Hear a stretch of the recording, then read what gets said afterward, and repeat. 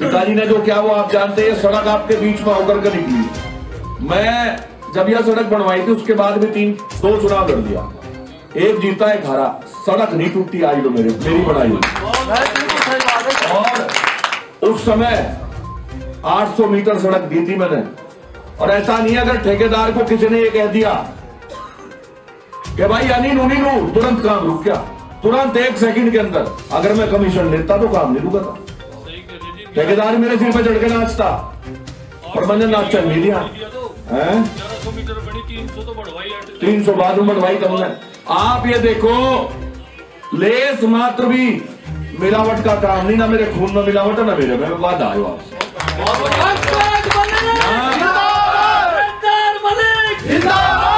जब से मैं राजनीति में आया, एक रास्ते पे चलने वाला आदमी। हाँ, इतना जरूर है, कमी आ गई मेरे में शामली से विधायक रहने के बाद। मैं एहसान और नुकसान नहीं भूलता और ना किसी से डरता, ऊपर वाले से डरता और आप लोगों से डरूं जो मेरे बड़े बैठे हैं।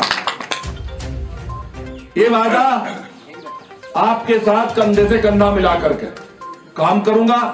हमारे सब जिम्मेदार लोग यहाँ बैठे, आश्वस्त करना चाहता हूं आपको, विकास के मामले में कोई समझौता नहीं होगा। प्राथमिकता विकास को रहेगी। सड़कों की बात आपने कही, जितनी ताकत दोगे उस क्षमता के हिसाब से काम करूंगा। सरकार हमारी बनी तो आप देखियो ना, ऐसा राज देखा होगा किसी का, ना देखो काम के मामले में बात आए। मेरे पिताजी और मैं कभी आज तक सत्ता में नहीं रहे, आज तक कभी सत्ता में नहीं रहे, लेकिन अपने परिवार को टूटने से बचाने का काम करते रहे। हमने प्रयास किया। रही भारतीय जनता पार्टी की बात, आपने देखा किस तरह से यहां ब्लॉक प्रमुखी के चुनाव में इन्होंने किया, किस तरह से गुंडाई करने का काम किया, किस तरह से पूरे जिले में गुंडाई हुई, लोकतंत्र को मजाक बना करके इन्होंने रख दिया। ये विकास नहीं विनाश चाहते हैं, जात और धर्म के नाम पे लोगों को लड़ाना चाहते हैं। जिला पंचायत अध्यक्ष के चुनाव में जो हुआ, जिला पंचायत अध्यक्ष के चुनाव में जो हुआ आपने देखा। ईश्वर की कृपा रही, जो गलतियां, जो कमियां, जो गुंडाई इन्होंने की थी, अगर सरकार हमारी बनी तो सबसे पहले इन गुंडाई का जवाब देने का काम हमारी सरकार करेगी, हम करेंगे। आपसे अनुरोध करना चाहता हूं, आदरणीय जयंत चौधरी और आदरणीय अखिलेश यादव जी का एक गठबंधन बना। 2 नौजवान साथी ऐसे हैं जो किसान की, नौजवान की, मजदूर की बात करते हैं, जो महिलाओं के सम्मान और सुरक्षा के लिए हर तरह के संघर्ष करने को तैयार रहते हैं। आपके याद होगा वो दिन जब हाथरस की बेटी के साथ बलात्कार हुआ, उसे न्याय दिलाने के लिए हमारे नेता आदरणीय जयंत चौधरी जी वहां गए। जो व्यवहार उनके साथ हुआ आपके याद होगा। 10 तारीख में उस व्यवहार को याद करके जवाब देने का काम करना, जवाब देना आपको आदरणीय राकेश टिकैत साहब के एक एक आंसू का जवाब देने का काम करना। किस तरह से किसान बिरादरी को, किस तरह से किसान बिरादरी को बेइज्जत करने का प्रयास किया भारतीय जनता पार्टी ने। मौका है बुजुर्गों, दोस्तों, हमारे नेता अखिलेश यादव जी को भी जब ट्रैक्टर से किसानों को कुचल दिया गया था, कार से जब किसानों को कुचल दिया गया था, मंत्री के बेटे को बचाने के चक्कर में पूरी सरकार लगी रही। जो लोग मारे गए को उनके आंसू पहुंचने नहीं गया। और देखिए इन दोनों नौजवान नेताओं की दूरगामी सोच देखिए। 700 किसान शहीद हुए, भाजपा का एक भी आदमी आपके बीच में नहीं आया, एक भी आदमी आंसू पहुंचने नहीं आया। और इन दोनों नौजवान नेताओं ने क्या कहा? इन्होंने कहा क्योंकि हम भी किसान बिरादरी से है, इन्होंने कहा हमारी प्राथमिकता होगी कि किसान ट्यूबवेल चलाएगा, उसका बिजली का कोई बिल नहीं आएगा। बड़ा होगा, सुना होगा।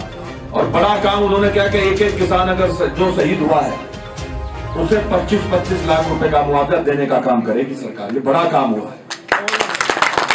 एक वायदा और किया कि कुछ भी हो जाए, अगर सरकार हमारी बनती है तो तीनों काले कानून, कुछ भी हो, तीनों काले कानून उत्तर प्रदेश में लागू नहीं है। मैं आपसे अनुरोध करने आया हूं, झूठों को आपने देख लिया। मैं शामली एमएलए था, मंत्री तो था नहीं, एमएलए था सिर्फ, और वो भी कांग्रेस से था, आप लोगों के आशीर्वाद से। वहां जब मील में भुगतान नहीं हुआ करता तो बड़ा जोर पड़ा, मैं जाके उनके मेजबान फेंक दिया पुरुदा, और टाइट होकर के, इतिहास है, मिनिस्टर तो है सुरेश राणा, जब तक मैं वहां एक्टिव रहा मैंने अपने घर जैसे आप लोग बैठे मीटिंग बुलाई, मीन वालों काम में आ रहा, उन्होंने कहा नहीं हम ही आ रहे, वे आए। मैंने लिखित में कहा भाई इतने दिन में हम धरना देंगे, उन्होंने कहा हाथ जोड़ कर खड़े हो गए धरना ना दियो। डीसीओ भी आ गया, उन्होंने कहा अच्छा हम एक काम करेंगे, हम 15 दिन में 100 करोड़ रुपए का भुगतान करेंगे। चिट्ठी आई बाकायदा लिख करके। मैं जनप्रतिनिधि के काम और उसकी ताकत बता रहा हूं, अगर उसकी इच्छा शक्ति ठीक हो। चिट्ठी लिख करके आई कि पंकज मलिक जी के निर्देश पे, पूर्व विधायक पंकज के निर्देश पे हमने इतना पेमेंट कर दिया। मंत्री का दर्द हुआ, मुख्यमंत्री के बाबा जी का दर्द हुआ। मीन वाले फिर मेरे पाए, मैंने शेड्यूल बढ़वाया, जब लोग भाई इतना भुगतान करते रहे। कहने का मतलब ये, जब जनप्रतिनिधि में ताकत नहीं होती तो इस तरह के काले कानून आएंगे।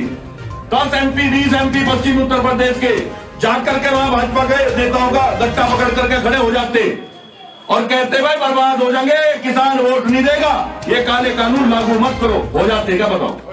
हो जाते क्या? मैं आपके सामने कह रहा हूं, मैं इस क्षेत्र में एक कार्यकर्ता की हैसियत से काम करता हूं, आपके सामने कह रहा हूं। वैसे तो मेरे दोनों नेता बहुत अच्छे हैं। अगर हमारी सरकार में जहां भी मैं रहूंगा, अगर कोई बात ऐसी रही जो आप लोगों के विरोध में रही, लड़ाई लड़ूंगा, काम करूंगा, मर्द का बच्चा हूं, तुरंत इस्तीफा दे दूंगा अगर मेरा काम ना हुआ।